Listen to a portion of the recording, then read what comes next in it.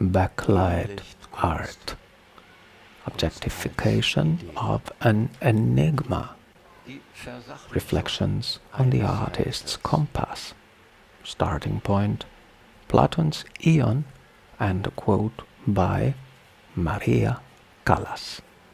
Please find a link to the commented version in the video description below. Repeatedly there is that thought that I'd like to capture.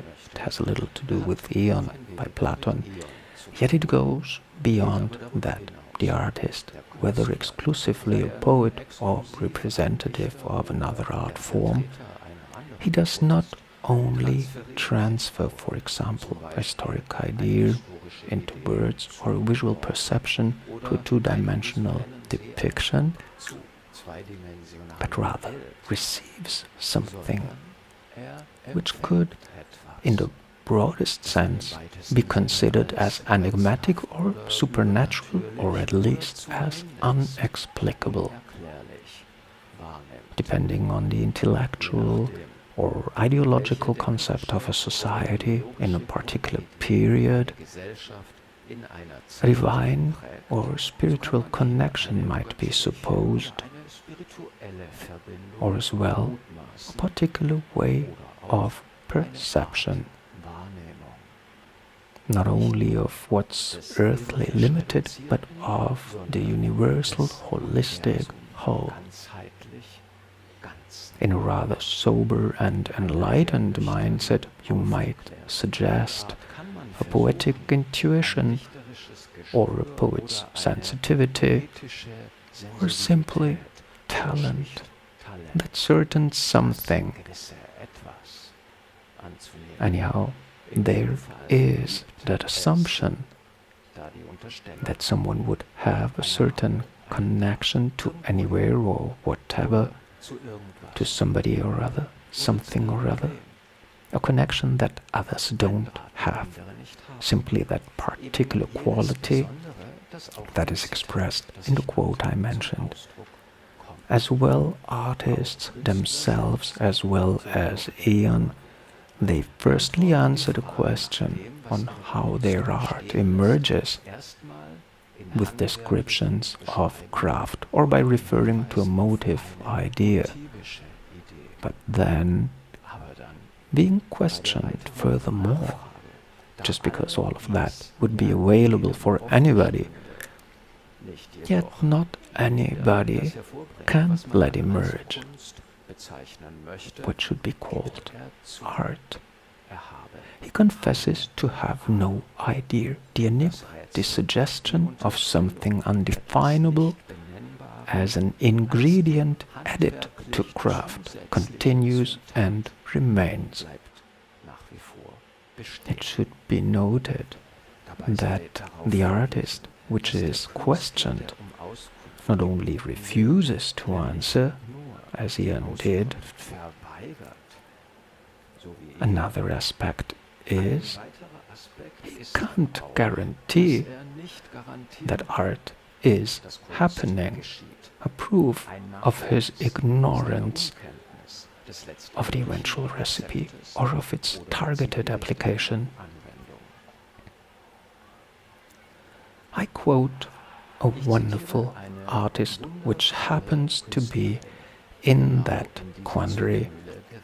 Before I start, let me mention an aspect which makes her a great exception. Maria Callas. Maria Callas is actually a performing artist. She is an instrument to the poet and of the composer, yet her creative power is so immense that the distinction of originally creative art is granted to her with pleasure. Thus we, the original creative artists, love listening to her and admire her unconditionally. More about that later. Now comes the quote. Maria Callas is asked how she knows what's best with regard on creating the shape of her artistry, and she names her creative compass, searching for words like that. Ça, c'est la force créative. C'est un million de réflexes. So, it is that creative power, or that force to create. It is 1,000,000 reflexes. We thank Maria for an interesting hint which could be assigned to what's just been said, like that. Science and intellect categorize and isolate components to enable scientific issues. The more aspects are included to a scientific or to an intellectual study, the more difficult it will be to formulate a result or to aim to an expedient following investigation. There are just too many deviations and limitations in the result. If now again we reduce the situation to less aspects, we enter again an area where we can understand, yet any equivalent to complex reality gets lost.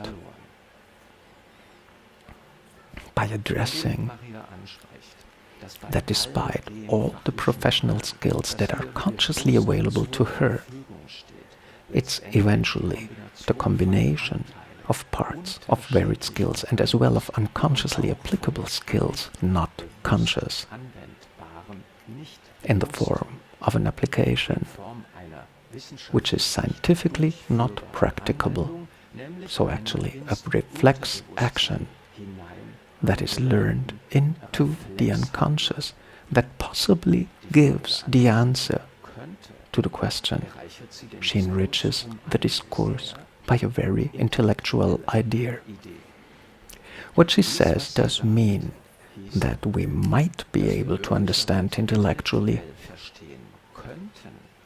how that works, but our brain performance is not sufficient enough to deal with such complex procedures. In the attempt to understand, we isolate sub-areas and talk about the one or the other technique or idea, and by self-admitted inability to reflect complexly, we're thus doomed to failure.